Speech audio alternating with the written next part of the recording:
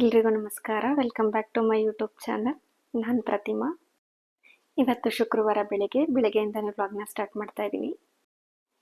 ಶುಕ್ರವಾರದ ಪೂಜೆ ಎಲ್ಲ ಮುಗಿಸ್ಕೊಂಡು ಮನೆಗೆ ಸ್ವಲ್ಪ ಧೂಪನೂ ಹಾಕ್ಕೊಂಡು ಒಂದು ಡಿಟಾಕ್ಸ್ನ ರೆಡಿ ಮಾಡ್ತಾ ಇದ್ದೀನಿ.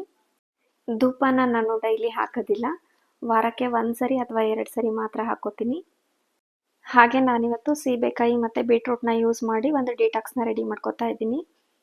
ಈ ಬೀಟ್ರೂಟ್ ಅಂತೂ ಆರೋಗ್ಯಕ್ಕೆ ತುಂಬಾನೇ ಒಳ್ಳೆಯದು. ಅದು ಆಲ್ಮೋಸ್ಟ್ ಎಲ್ರಿಗೂ ಗೊತ್ತೇ ಇರುತ್ತೆ. ಲಿವರ್ ಫಂಕ್ಷನ್ನ ಇಂಪ್ರೂವ್ ಮಾಡುತ್ತೆ. ಹಾಗೆ ಇದರಲ್ಲಿ ಆ್ಯಂಟಿ ಆಕ್ಸಿಡೆಂಟ್ಸ್ ಹೆಚ್ಚಾಗಿ ಸಿಗುತ್ತೆ. ಇನ್ನು ಸ್ಕಿನ್ ಹೆಲ್ತ್ಗೂ ಕೂಡ ಒಳ್ಳೆಯದು. ಹಾಗೆ ನ್ಯೂಟ್ರಿಯೆಂಟ್ಸ್ ಕೂಡ ಇದರಲ್ಲಿ ಹೆಚ್ಚಾಗಿ ಸಿಗುತ್ತೆ. ಇನ್ನು ಡ್ರೈ ಸ್ಕಿನ್ ಇದ್ದವ್ರಿಗೆ ಮಾಯ್ಶ್ಚರೈಸ್ ಆಗೋದಕ್ಕೆ ತುಂಬ ಹೆಲ್ಪ್ ಮಾಡುತ್ತೆ. ಹಾಗೆ ಇದು ಆರ್ಟ್ಗಂತೂ ತುಂಬಾ ಒಳ್ಳೆಯದು. ಹಾಗೆ ಇನ್ನು ಸಾಕಷ್ಟು ಹೆಲ್ತ್ ಬೆನಿಫಿಟ್ಸ್ ಇದೆ ಬೀಟ್ರೂಟಿಂದ. ಇನ್ನು ನಾವು ಸೀಬೆಕಾಯಿನಲ್ಲಿ ಹೆಲ್ತ್ ಬೆನಿಫಿಟ್ಸ್ನ ನೋಡೋದಾದರೆ, ಸೀಬೆಕಾಯಿನಲ್ಲೂ ಕೂಡ ಸಾಕಷ್ಟು ಹೆಲ್ತ್ ಬೆನಿಫಿಟ್ಸ್ ಇದೆ. ಇದರಲ್ಲಿ ವಿಟಮಿನ್ ಸಿ ಸಿಗುತ್ತೆ ನಮಗೆ.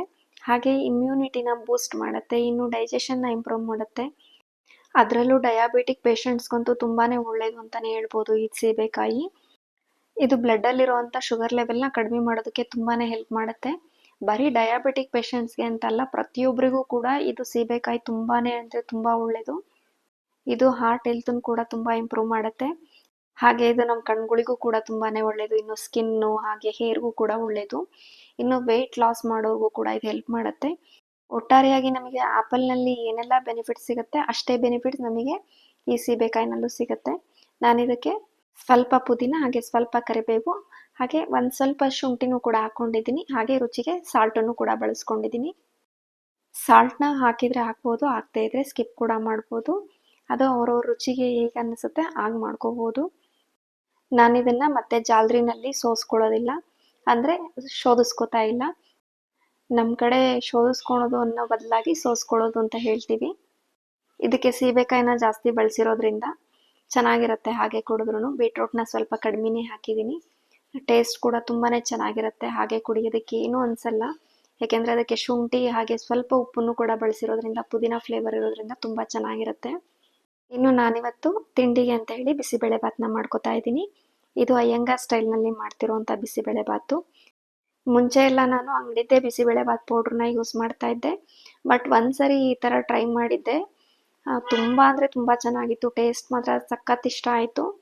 ಆವತ್ತಿಂದ ನಾನು ಅಂಗಡಿ ಬಿಸಿಬೇಳೆ ಭಾತ್ ಪೌಡ್ರನ್ನ ಯೂಸ್ ಮಾಡೋದು ಬಿಟ್ಬಿಟ್ಟೆ.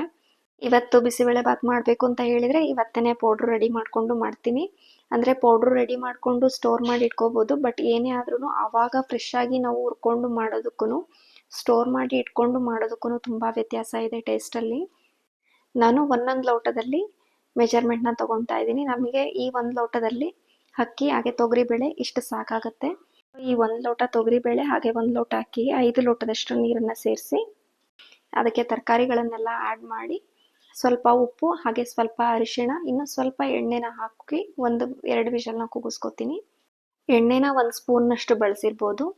ಎಣ್ಣೆ ಹಾಕೋದ್ರಿಂದ ಬೇಳೆ ಎಲ್ಲ ತುಂಬ ಸಾಫ್ಟಾಗಿ ಬೇಯುತ್ತೆ ಅಂತ ಹೇಳಿ ಅಷ್ಟೇ.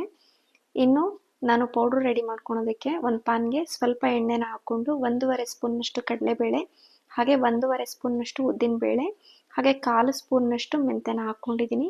ಇನ್ನು 1-2 ಇಂಚಷ್ಟು ಚಕ್ಕೆನ 2 ಪೀಸ್ ಹಾಕ್ಕೊಂಡಿದ್ದೀನಿ. ಹಾಗೆ 3 ಲವಂಗ 2 ಏಲಕ್ಕಿ, ಖಾರಕ್ಕೆ ತಕ್ಕಂತೆ 5-6 ಮೆಣಸುಕಾಳನ್ನ ಹಾಕ್ಕೊಂಡಿದ್ದೀನಿ. ಇನ್ನು 1 ಮುಷ್ಟಿಯಷ್ಟು ಕೊತ್ತಂಬರಿ ಬೀಜನೂ ಕೂಡ ಹಾಕ್ಕೊಂಡು ಹುರ್ಕೋತಾ ಇದ್ದೀನಿ. ನಂತರ ಸ್ವಲ್ಪ ಕರಿಬೇವು ಹಾಗೆ ಇದಕ್ಕೆ 1/2 ಸ್ಪೂನ್ನಷ್ಟು ಜೀರಿಗೆ ಕೂಡ ಹಾಕೋತಾ ಇದ್ದೀನಿ. ಇನ್ನು ಮಸಾಲೆ ಹೆಚ್ಚಾಗಿ ಇಷ್ಟಪಡುವಂಥವ್ರು ಈ ಮಸಾಲೆನ ಸ್ವಲ್ಪ ಹೆಚ್ಚಾಗಿ ಬಳಸ್ಕೋಬೋದು.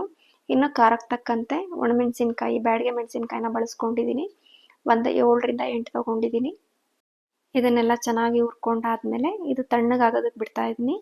ನಂತರ ತಣ್ಣಗಾದ್ಮೇಲೆ ಇದನ್ನು ಒಂದು ಮಿಕ್ಸರ್ ಜಾರ್ಗೆ ಹಾಕ್ಕೊಂಡು ಸ್ವಲ್ಪ ತರಿಯಾಗಿನೇ ಪೌಡ್ರು ಮಾಡ್ಕೋತಾ ಇದ್ದೀನಿ.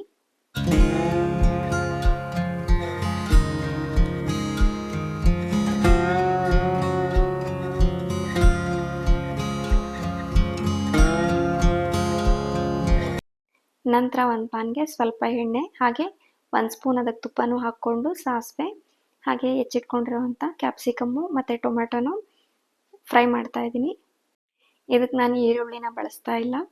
ಇನ್ನು ನಾನು ಶೇಂಗಾ ಬೀಜನ ಅದಕ್ಕೆ ಒಗ್ಗರಣೆನಲ್ಲಿ ಹಾಕೋದು ಮರ್ತಿದ್ದೆ, ಹಾಗಾಗಿ ಸಪ್ರೇಟಾಗಿ ಮತ್ತೆ ಶೇಂಗಾ ಬೀಜನ ಫ್ರೈ ಮಾಡಿಕೊಂಡು ಹಾಕೋತಾ ಇದ್ದೀನಿ.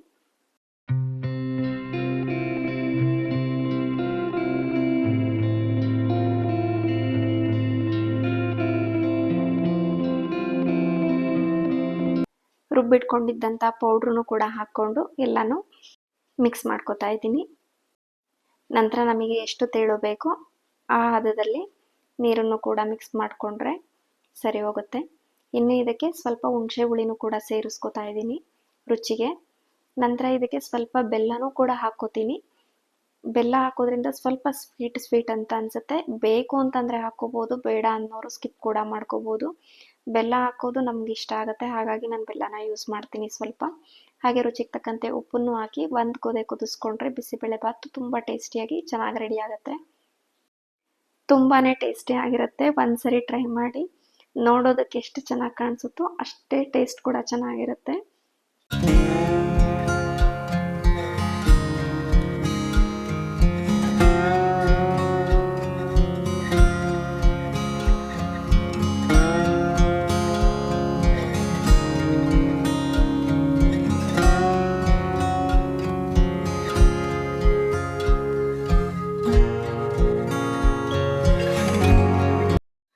ಇನ್ನು ತಿಂಡಿ ಎಲ್ಲ ತಿಂದು ಅಡುಗೆ ಮನೆಯನ್ನೆಲ್ಲ ಕ್ಲೀನ್ ಮಾಡಿಕೊಂಡು ಸ್ವಲ್ಪ ಚಟ್ನಿ ಪುಡಿ ಮಾಡ್ಕೊಳ್ಳೋಣ ಅಂತ ಮಾಡ್ಕೊತಾ ಇದ್ದೀನಿ. ಚಟ್ನಿ ಪುಡಿ ಇದು ಯಾವಾಗಲೂ ನಮ್ಮಲ್ಲಿ ಸ್ಟಾಕ್ ಇರುತ್ತೆ.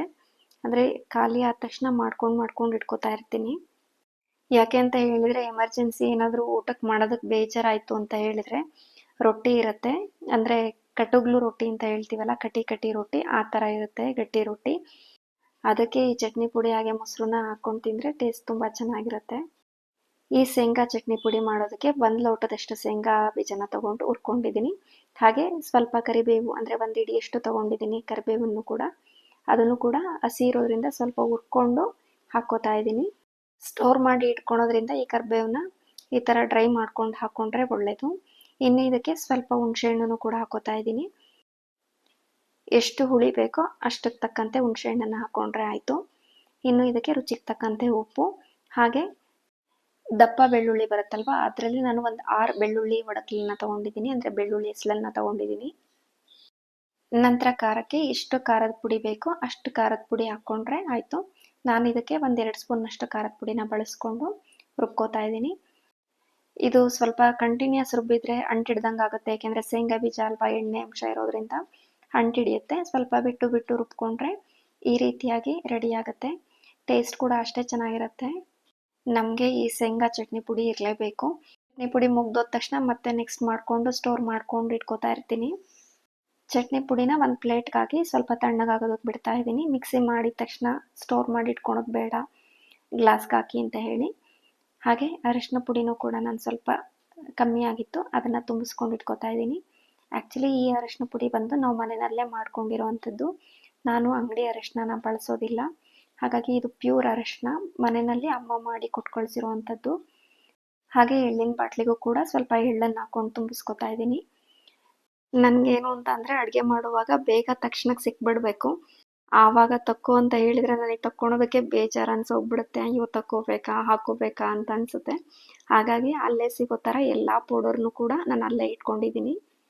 ಇವಾಗ ರೆಡಿ ಮಾಡ್ಕೊತಾ ಇರೋಂಥ ಪೌಡ್ರ್ ಬಂದು ಬೆಂಡೆಕಾಯಿ ಫ್ರೈ ಮಾಡುವಾಗ ಬಳಸ್ತೀನಿ. ಅಂದರೆ ಬೆಂಡೆಕಾಯಿನ ಹೆಚ್ಚಿ ಅದರೊಳಗಡೆ ಈ ಪೌಡರ್ನ ಹಾಕಿ ನಾನು ಫ್ರೈ ಮಾಡ್ಕೊತೀನಿ ತುಪ್ಪದಲ್ಲಿ. ಇದಕ್ಕೆ ನಾನು 1.5 ಸ್ಪೂನ್ನಷ್ಟು ಅರಿಶಿನ, ಹಾಗೆ 1 ಸ್ಪೂನ್ನಷ್ಟು ಆಮ್ಚೂರ್ ಪೌಡ್ರನ್ನ ಹಾಕ್ಕೋತಾ ಇದ್ದೀನಿ. ಹುಳಿ ಬೇಕು ಅಂತ ಅನ್ನೋರು ಆಮ್ಚೂರ್ ಪೌಡ್ರನ್ನ ಹಾಕ್ಕೋಬೋದು. ಇಷ್ಟು ಸ್ವಲ್ಪ ಹುಳಿ ಕಡಿಮೆ ಬೇಕು ಅಂತಂದರೆ ಸ್ವಲ್ಪ ಕಮ್ಮಿ ಹಾಕ್ಕೋಬೋದು. ಹಾಗೆ ಸ್ವಲ್ಪ ಮೆಣಸಿನ ಪುಡಿನೂ ಹಾಕ್ಕೊಂಡಿದ್ದೀನಿ.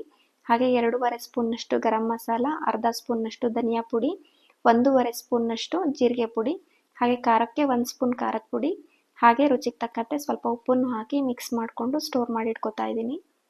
ಇದಕ್ಕೆ ನಾನು ಚಾಟ್ ಮಸಾಲ ಪೌಡರ್ನ ಬಳಸಿಲ್ಲ. ಯಾಕೆ ಅಂತ ಹೇಳಿದರೆ ಚಾಟ್ ಮಸಾಲ ಸ್ವಲ್ಪ ಹುಳಿ ಬರುತ್ತೆ. ಆಲ್ರೆಡಿ ನಾನು ಆಮ್ಚೂರ್ ಪೌಡರ್ನ ಬಳಸಿರೋದ್ರಿಂದ ನಾನು ಚಾಟ್ ಮಸಾಲಾನ ಬಳಸಿಲ್ಲ. ಬೇಕು ಅಂತ ಹೇಳಿದರೆ ಆಮ್ಚೂರ್ ಪೌಡರ್ನ ಸ್ಕಿಪ್ ಮಾಡಿ ಚಾಟ್ ಮಸಾಲಾನ ಕೂಡ ಹಾಕ್ಕೋಬೋದು. ಇನ್ನು ನಾನು ಶೇಂಗಾ ಬೀಜ ಆವಾಗಲೇ ಹುರ್ಕೊಳ್ಳುವಾಗ ಸ್ವಲ್ಪ ಜಾಸ್ತಿನೇ ಹುರ್ಕೊಂಡಿದ್ದೆ, ಅದನ್ನು ಕೂಡ ಸ್ಟೋರ್ ಮಾಡಿ ಇಟ್ಕೋತಾ ಇದ್ದೀನಿ. ಇನ್ನು ಈ ಶೇಂಗಾ ಬೀಜ ಯಾಕೆ ಸ್ಟೋರ್ ಮಾಡಿ ಇಟ್ಕೋತೀನಿ ಅಂತ ಹೇಳಿದರೆ ನಾನು ಸಾಂಬಾರು ಮಾಡುವಾಗ ಅಥವಾ ಚಟ್ನಿ ಮಾಡುವಾಗ ಹುರಿದಿಟ್ಟಿರುವಂಥ ಶೇಂಗಾ ಬೀಜ ಆವಾಗಲೇ ಸಿಕ್ಬಿಡುತ್ತಲ್ವ ಅನ್ನೋ ಕಾರಣಕ್ಕೆ ಸ್ವಲ್ಪ ಟೈಮ್ ಸೇವ್ ಆಗಲಿ ಅಂತ ಈ ರೀತಿ ಹುರಿದಿಟ್ಕೋತಾ ಇದ್ದೀನಿ ಅಷ್ಟೇ. ಈ ವಿಡಿಯೋ ಯಾರಿಗೆಲ್ಲ ಇಷ್ಟ ಆಯಿತು ಪ್ಲೀಸ್ ಲೈಕ್ ಮಾಡಿ, ಹಾಗೆ ಕಮೆಂಟ್ ಮಾಡಿ. Thank you.